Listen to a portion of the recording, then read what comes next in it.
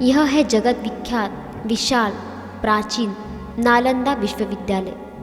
इस विश्वविद्यालय की स्थापना ईस्वी सन 413 में मगध के राजा चंद्रगुप्त द्वितीय के पुत्र कुमारगुप्त प्रथम ने की थी। इस विश्वविद्यालय की स्थापना का हेतु लोगों को ज्ञानवान शीलवान बनाना था। यह विश्वविद्यालय 3 मैल चौड़ा और 7 मैल लंबा था।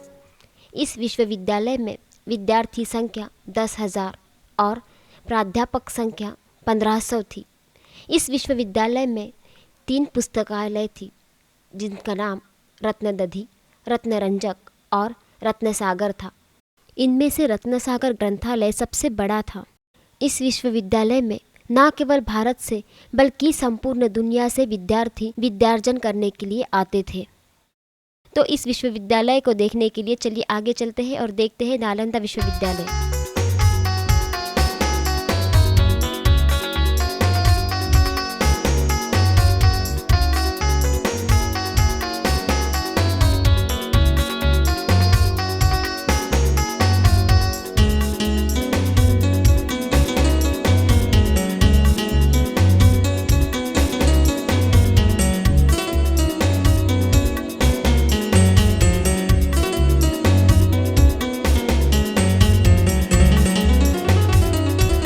इस विश्वविद्यालय को हिंदू धर्म स्थल समझकर ईस्वी सन 1200 में बख्तियार खिलजी ने इसे नष्ट कर दिया था।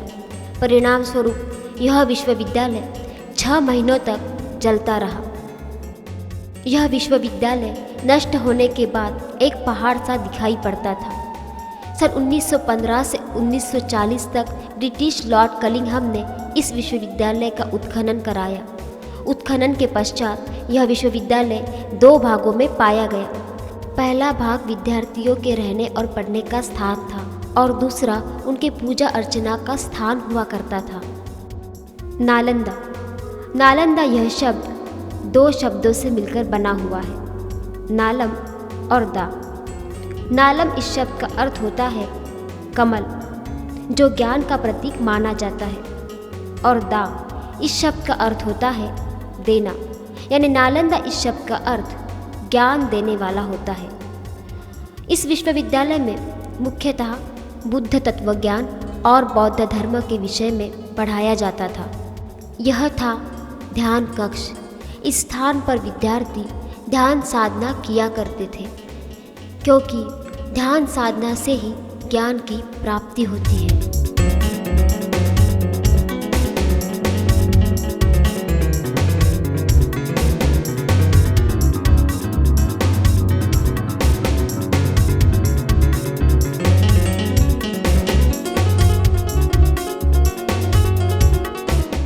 भिक्खु ह्वेनसांग ने नालंदा की आंखों देखी सुंदरता का वर्णन निम्न प्रकार से किया है।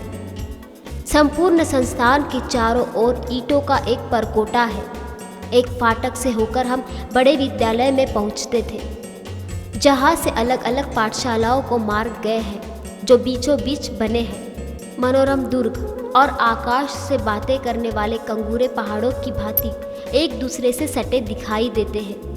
वेधशाला कोहरे के कारण दिखाई नहीं देती, परंतु आकाश से बातें करते हुए उसके ऊपरी कमरे से इसकी झलक अवश्य दिखाई देती है। प्रशालाओं के बाहर प्राचार्यों के लिए भवन बने हुए हैं। उन पर 4-4 मचान बने हुए हैं। उन पर सर्प के फन जैसे छत्र लगे हैं। रंगी हुई कंदराएं और चमकीले खंभे खुदाई करके बनाए गए हैं, जिनकी सजावट रमणीय है। उनके कटघरों की शोभा चित्त को लुभाती है।